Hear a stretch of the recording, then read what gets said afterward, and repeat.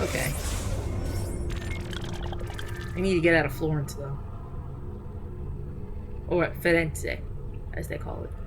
I need to get up out of here. There's gotta be a way out. And then I'll come back.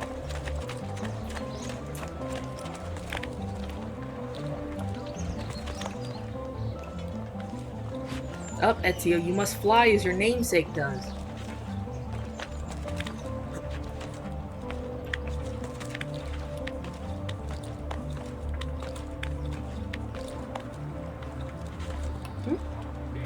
There's a feather over there. Yes.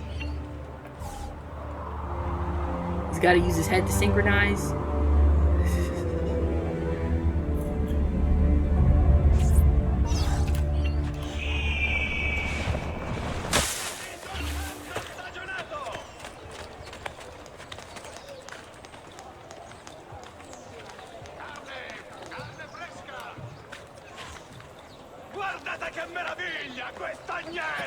That man is very passionate about blacksmithing. That is the loudest shout I've heard in this play session.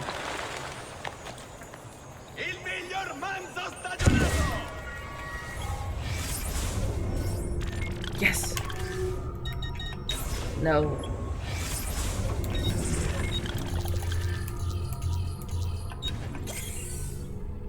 So that's in the San Marco district. Okay, good to know, good to know.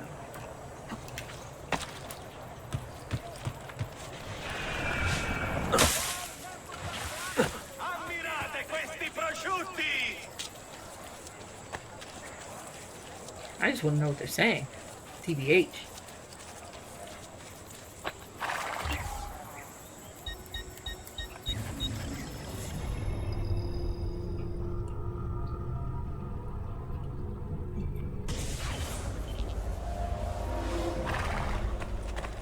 Made it.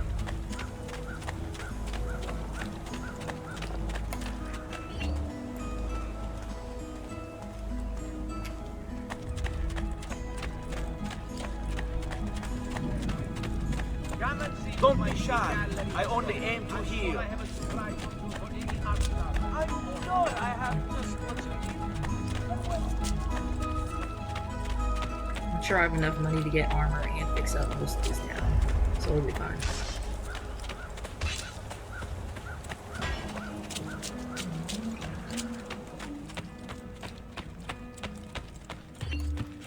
Nope. Speak to Claudia first. Hi!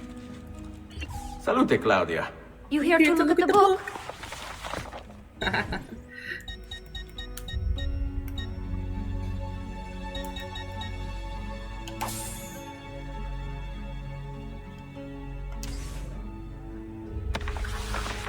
A presto, Ezio. Buongiorno. Salute, Ser Ezio. Shall we take a look at the list? Alright. Take me to church. That's 4,000. We'll get to that. We'll do the church first.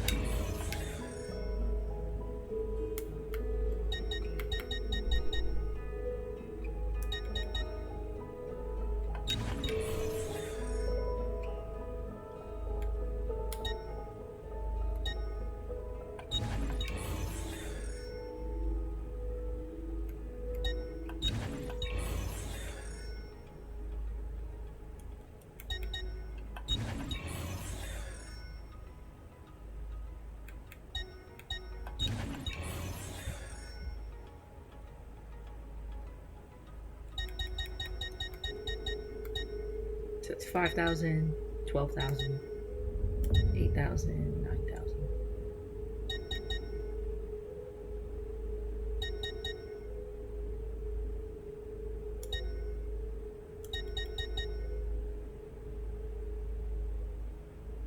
It's Taylor time. Buon viaggio!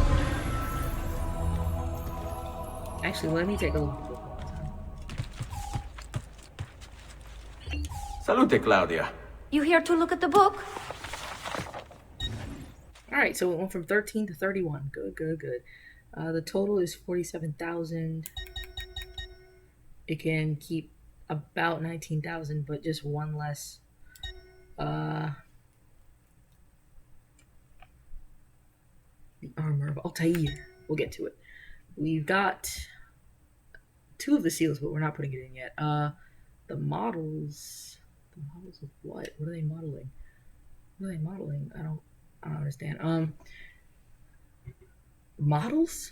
Whatever.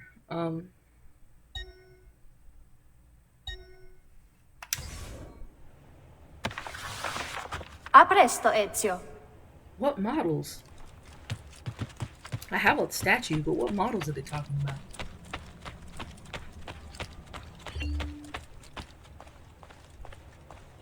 There it is, the special weapons.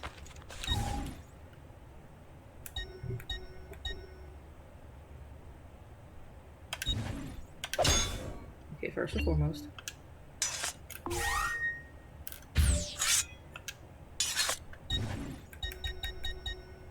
Ooh, Bouchard's blade. It's pretty. Don't want that. Don't need it. I already have it.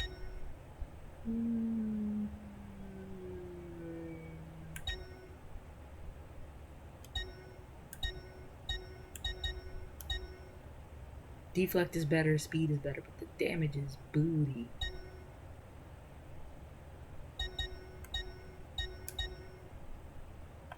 It's not as nice looking, but it's fine. What other special weapons do we have here? These are just the swords.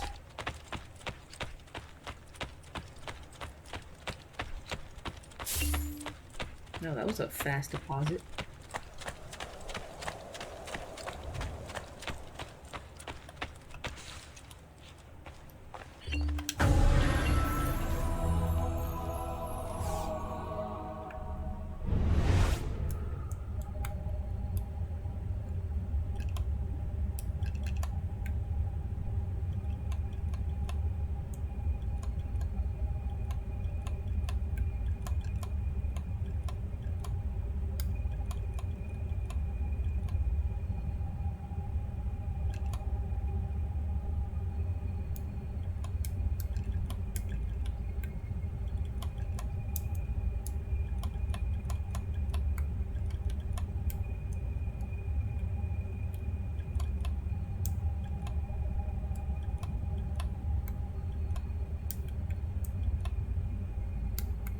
Alright, there we go.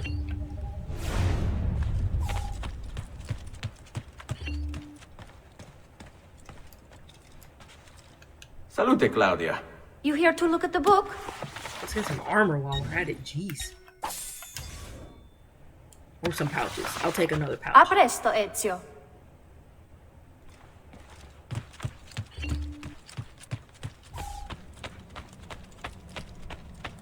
Maria! Maria! Feathers.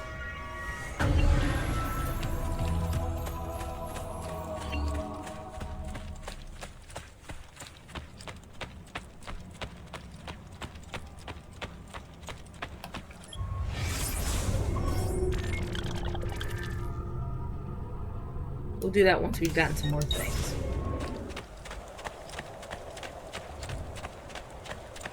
We'll do training a little later. Right now we need to go to the shops.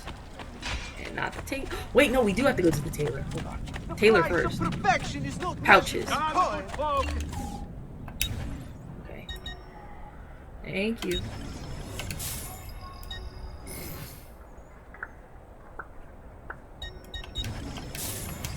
Come again!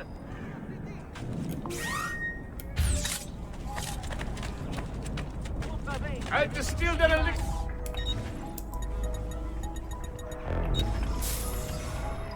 That's it. Come back anytime.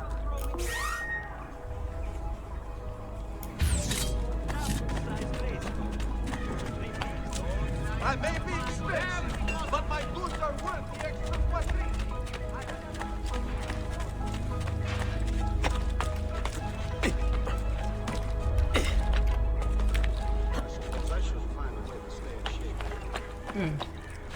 I actually wasn't looking at the mini map for this.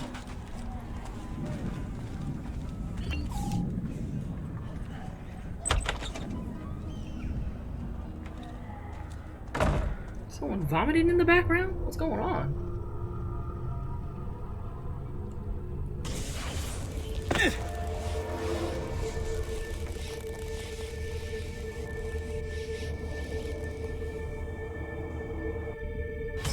Paying respects. Explore the Auditore family crypt.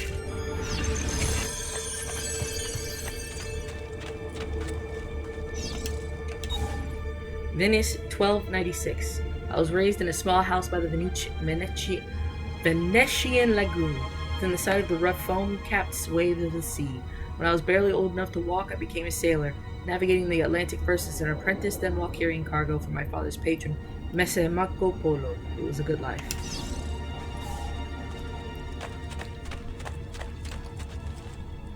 Okay.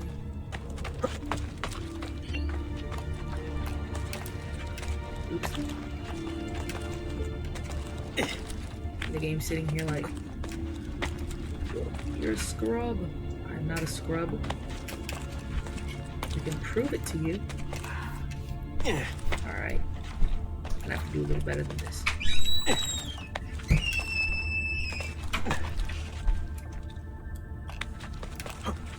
I don't know why that took so much time, but what the? What are all these dead bodies doing?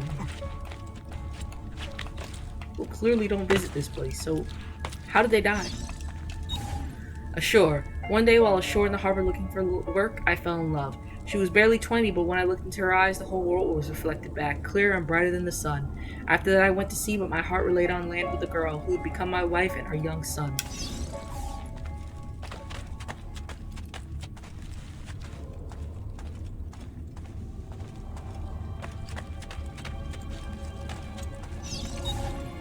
Birthright. On one afternoon that summer, Messer Polo called me into his study. My father was already there beside an older man, dressed in a strange hooded cape, watching us. At that moment, everything about my life changed. My father told me that he was an assassin. Removing his ring, he showed me a strange marking on his finger, explaining that our family came from an ancient order that protected and defended mankind. He paused, and then when I didn't speak, Messer Polo stepped forward. He told me that the stranger in the hood would teach me, and in return I would carry him across the Mediterranean to Spain. And so began my apprenticeship with Dante Alighieri, the one that was to destroy every bit of happiness I would ever have. So did he have two sons at this point, or?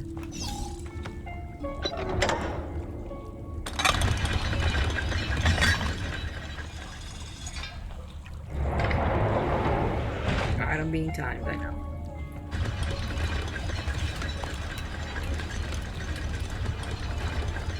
No, that's clever. It shows you how much time you have.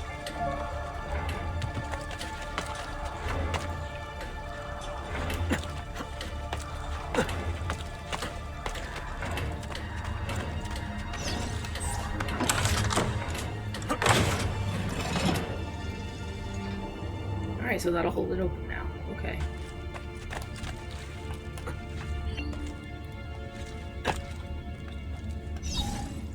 A mentor. In preparation for our voyage, Messer Alighieri met with me repeatedly. At first, our meetings were about purchasing supplies, but soon they became about higher things, about life, love, honor, and justice. He taught me that society was set up in such a way to control its members, to stop us from thinking, from seeing. Soon I could look past all the laws and illusions. I understood that mankind was being used by its rulers, that we the people deserve freedom. It was then that Dante began showing me pages from a book that Messer Polo had brought back from the palace of the great Genghis Khan. The manuscript, the codex, was about our order, the assassins.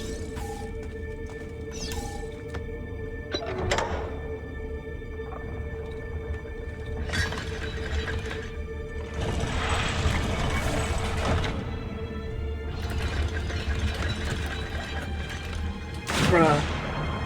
I don't know how you missed, but whatever. I went the wrong direction anyway, so it doesn't matter.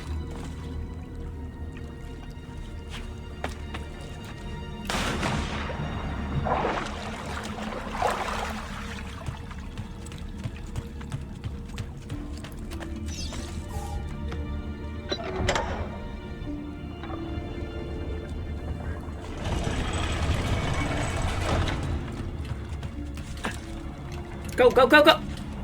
Thank you.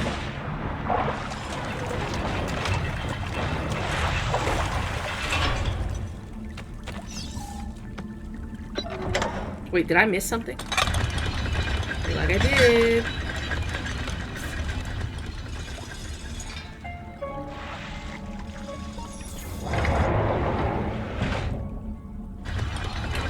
Is there another plaque? No, there isn't.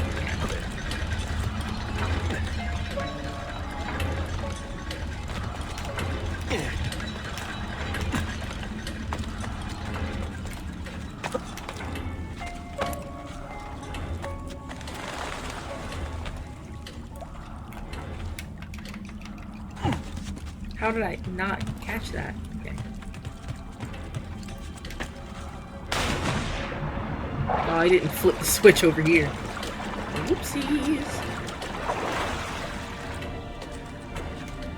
Hurry up, hurry up, hurry up.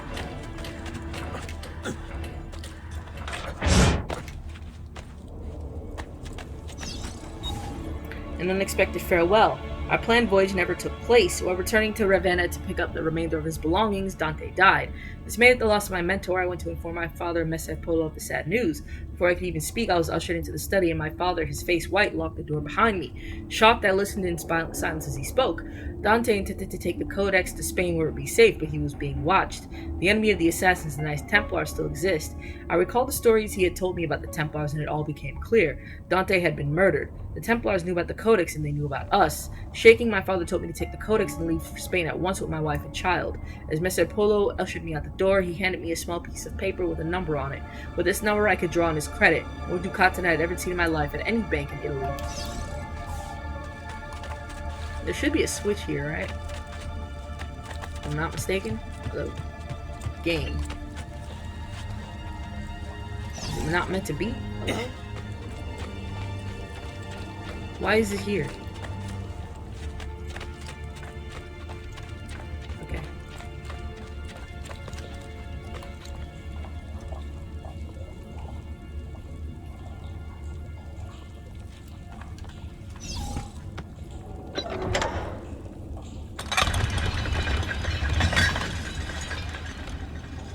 Wait, I went the right way? How did I get over here? I don't understand. Didn't I miss a trial? Alright, I guess I did something correct. I don't know how that happened.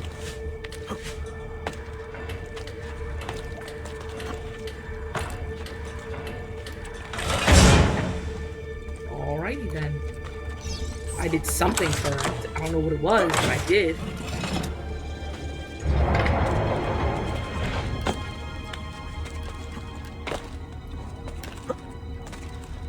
Why is this here?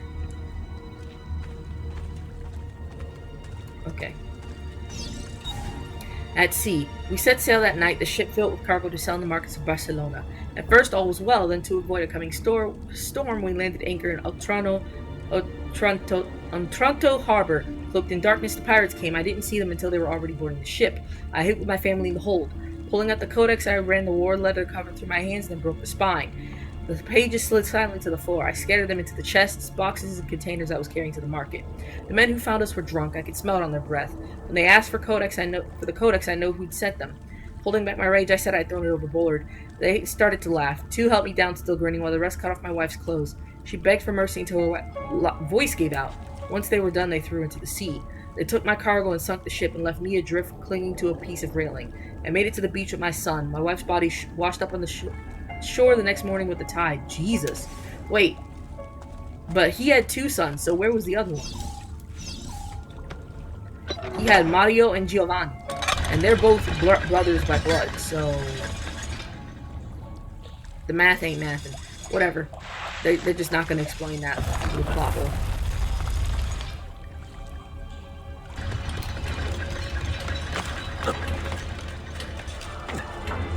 Also, that was horrible.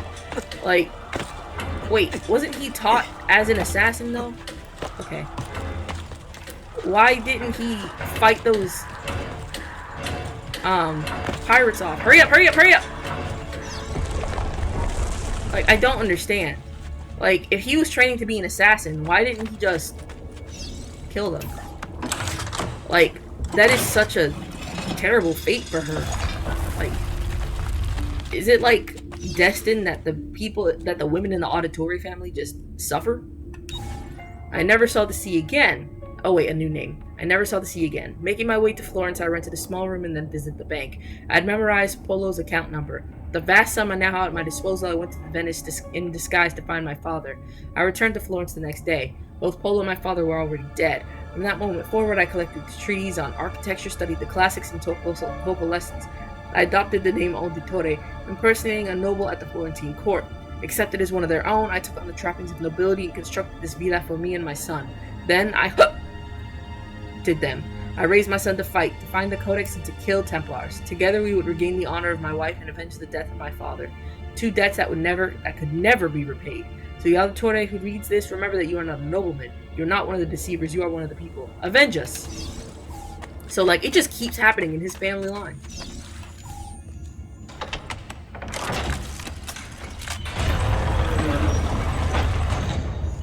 Dang.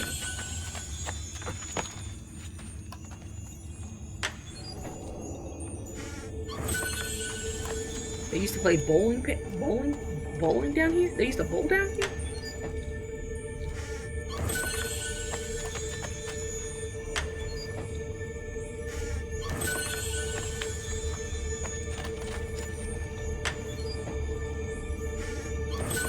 Alright, good.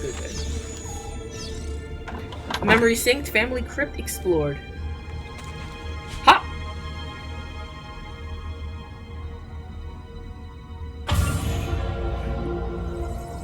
The game is just very liberal with giving you money in Ezio's games.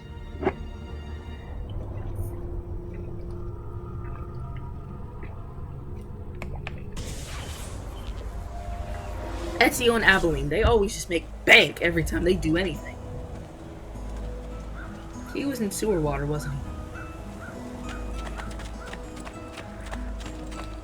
Alright. Well, I think I'm gonna end it here, y'all. This was fun. What? The game's gotta end at some point. We'll be back in Florence tomorrow.